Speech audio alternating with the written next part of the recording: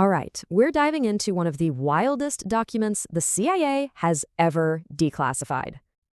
You probably think the world around you is solid, stable, and real, right? But what if everything you've been taught about life, death, and reality is just wrong? Well, according to a 1983 CIA report, it is. They say reality is basically an illusion. This thing was kept under wraps for 20 years. And remember, this is an official U.S. Army report.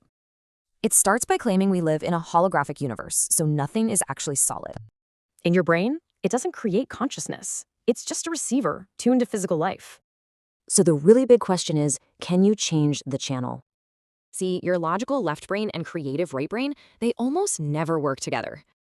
But the gateway process uses a technique called Hemi-Sync to force them into perfect sync. When they do sync up, your mind creates a signal so focused, it can go beyond your body. The report actually lays out a roadmap to different levels of consciousness. Let's hit the highlights. First, your mind is wide awake while your body sleeps. Then you start seeing, well, everything. And this is where it gets absolutely insane. The report says consciousness can literally time travel.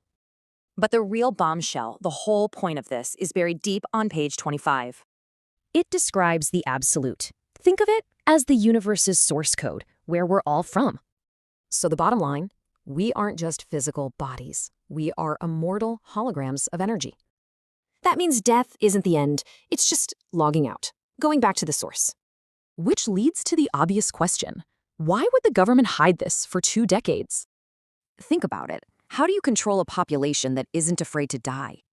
And, it gets even better. They didn't just write a report about it. They actually used it.